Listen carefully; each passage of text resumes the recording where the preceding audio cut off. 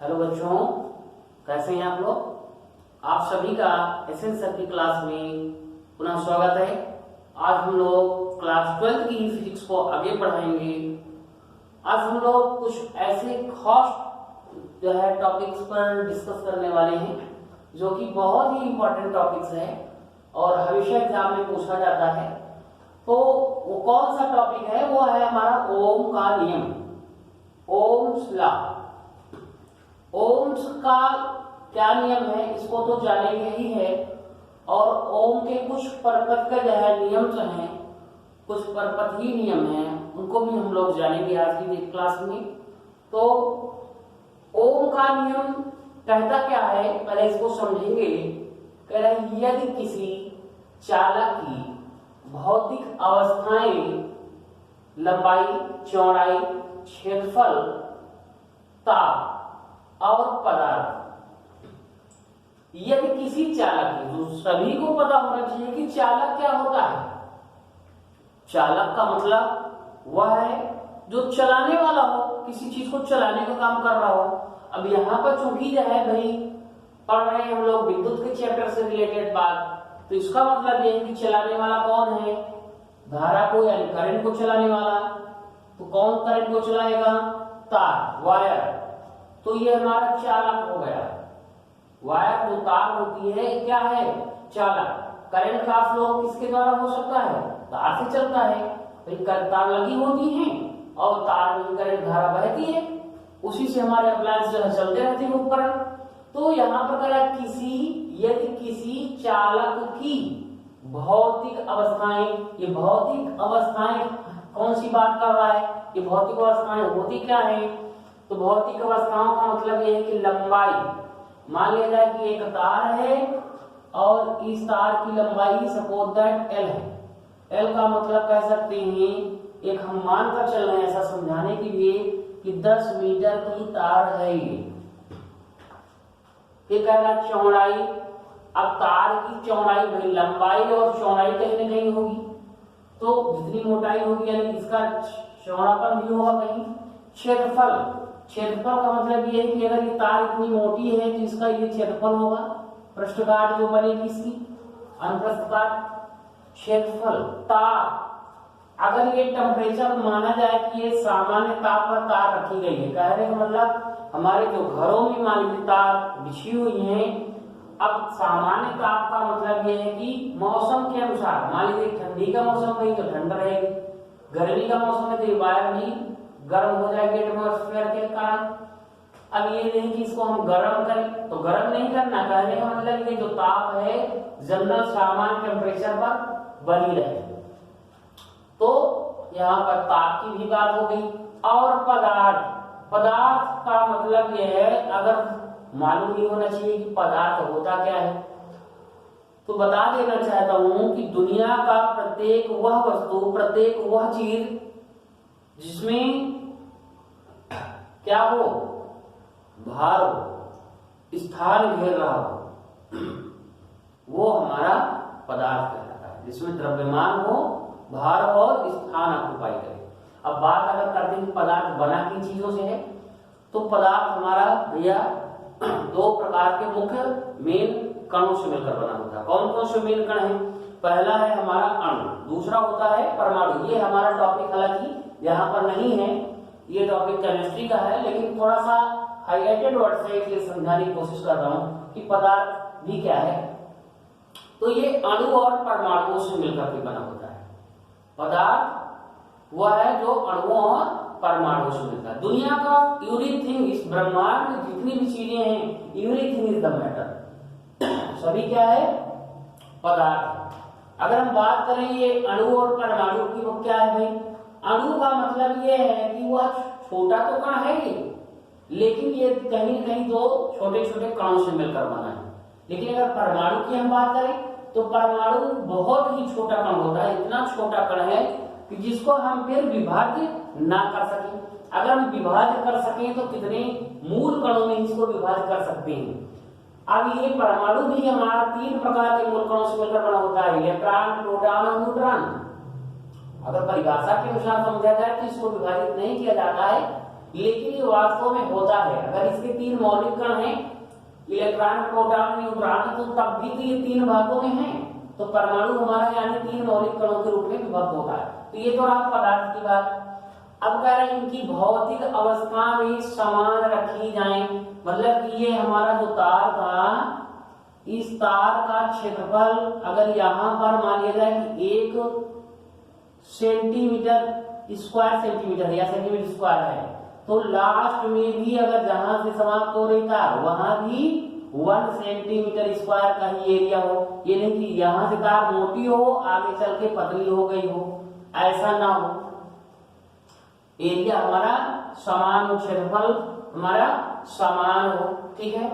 तो लंबाई की बात हो गई कि यानी लंबाई फिक्स रखी जाए, एक नियत रखी जाए, चौड़ाई भी फिक्स और क्षेत्रफल को फिक्स रखा जाए। और ताप पहल यहाँ पे ये नहीं कि गर्म हो यहाँ ठंडी हो, या यहाँ ठंडी हो यहाँ गर्म हो, ऐसा नहीं। ये सब बराबर रखे जाए, मतलब कि नॉर्मल टेम्परेचर पर रखा जाए।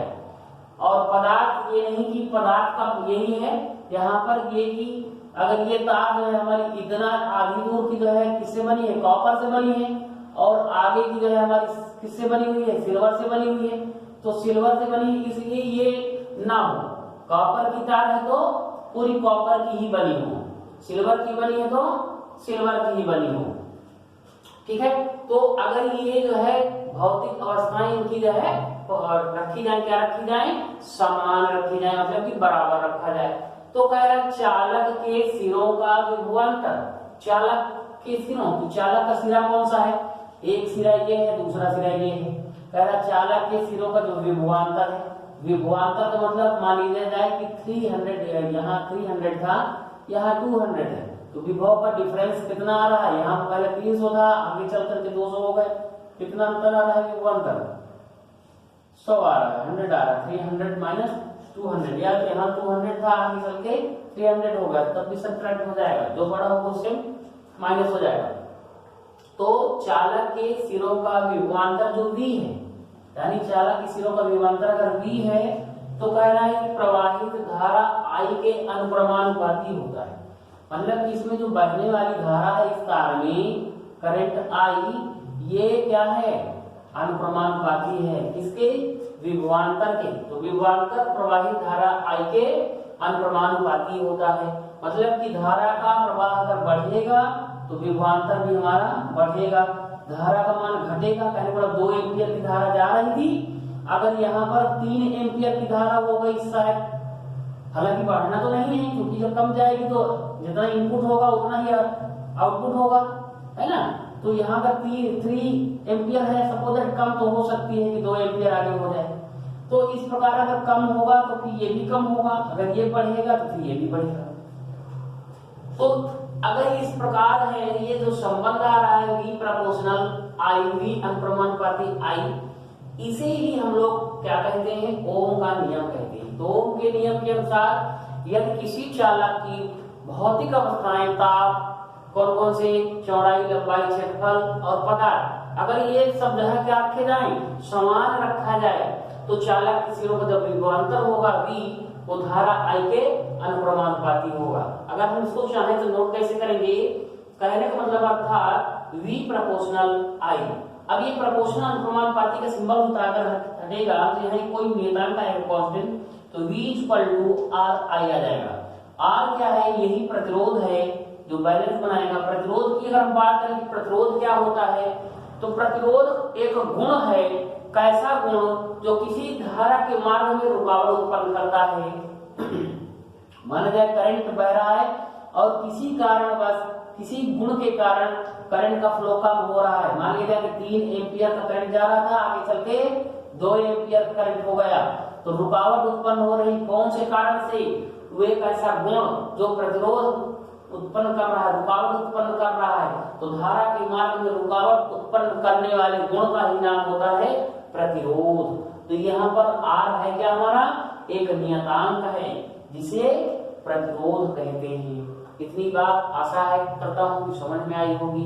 आगे हम लोग समझेंगे ओमी विद्युत परिपथ के बारे में। तो ओमी विद्युत परिपथ होता क्या है, पहला जिस परिपथ का प्रतिरोध नियत हो, कहने का मतलब अगर एक परिपथ सर्किट बनी हुई है, मान लीजिए कि एक सर्किट बनी हुई है, सपोज दैट, समझाने की कोशिश कर रहा हूं।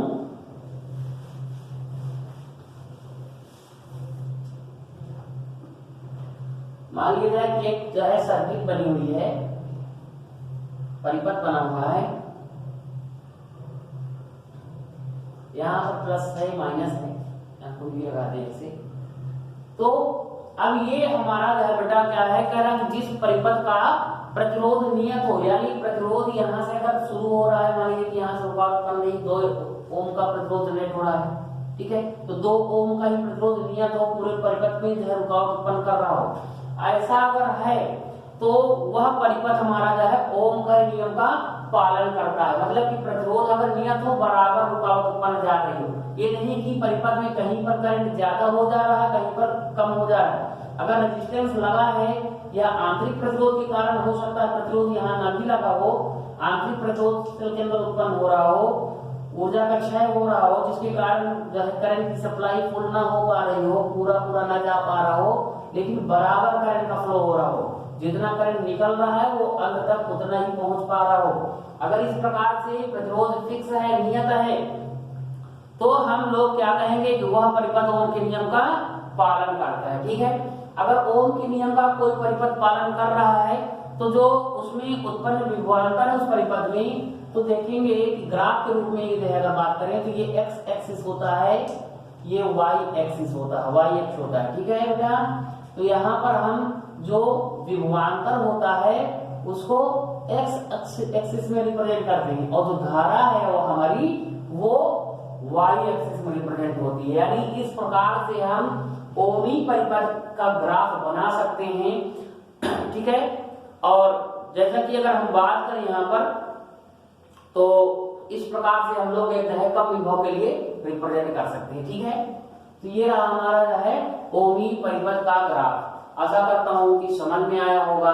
ठीक है, और अनओमिक परिपथ की बात अगर की जाए तो जिसका प्रतिरोध क्या हो, फिक्स नियत ना हो, वो परिपथ हमारा ओम के नियम का पालन नहीं करता है, अनोमी विद्युत परिपथ कहलाता है। ठीक है, तो आज के लिए इतना ही। Thank you very much. Channel को लाइक और सब्सक्राइब नहीं किए हैं तो अभी तक, तो कर लीजिए, आगे और भी आने वाली वीडियो मिलती है।